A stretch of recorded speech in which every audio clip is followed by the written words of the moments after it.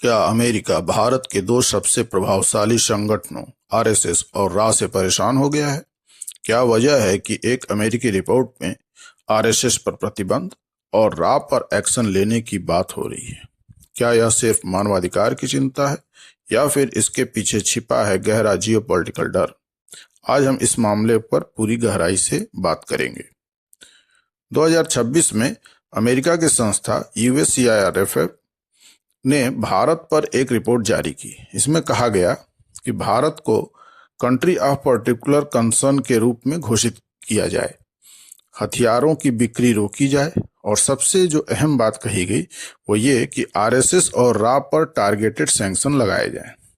यानी यह सिर्फ एक आलोचना नहीं है बल्कि सीधा प्रेशर बनाने की कोशिश दिखाई देती है। अब समझते हैं आरएसएस आखिर है क्या। आरएसएस यानी राष्ट्रीय स्वयंसेवक संघ, यह दुनिया का सबसे बड़ा सामाजिक और सांस्कृतिक हिंदू संगठन माना जाता है। यह किसी सरकारी फंड से नहीं चलता है बल्कि हिंदू समाज के आपसी आर्थिक सहयोग से यह संचालित होता है। शिक्षा, सेवा और संगठन के माध्यम से यह समाज को जोड़ने का कार्य करता है। लेकिन रिपोर्ट में कहा गया है कि यह बीजेपी का आइडियोलॉजिकल पेरेंट है, नीतियों पर प्रभाव डालने वाला संगठन इसको माना गया है। अब हम रा की बात करते हैं। रा का मतलब होता है research and analysis wing. Bharat सरकार की एक प्रमुख गुप्तचर संस्था है। इसका क्या काम है? तो ये पूरी दुनिया में भारत के रणनीतिक और सुरक्षा हितों की रक्षा करती है, चाहे वह आतंकवाद हो या विदेशी षड्यंत्र हो। रा अक्सर पर्दे के पीछे रहकर काम करता है। लेकिन यूएससीआईआरएफ रिपोर्ट में रा पर आरोप लगाए गए हैं कि वह ट्रांसनेशनल ऑपरेशन में शामिल है।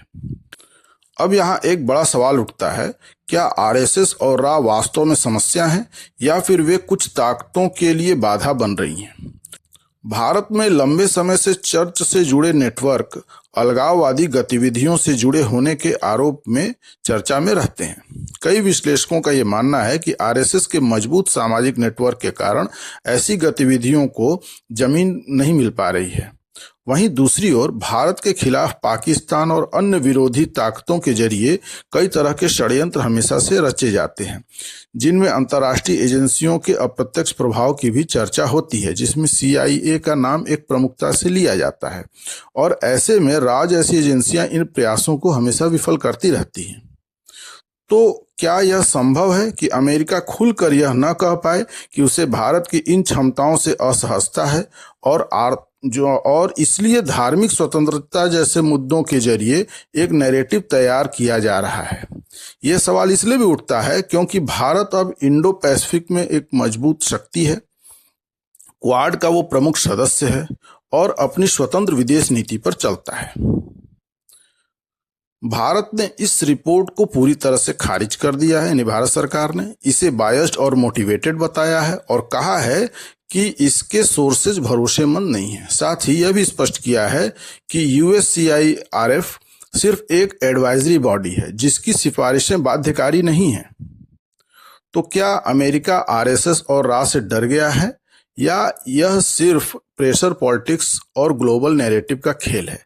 सच्चाई जो भी हो, आज का भारत सिर्फ एक देश नहीं बल्कि एक उभरती हुई शक्ति है और शायद यही बात है कि दुनिया के कई बड़े देशों को असहज कर रही है। अगर आपको ये विश्लेषण पसंद आया हो तो वीडियो को लाइक करें, शेयर करें और चैनल कॉमन सेंस दृष्टि को सब्सक्राइब जरूर करें। फिर मिलते हैं अगले विश्लेषण में। तब तक के लिए जय श्री राम।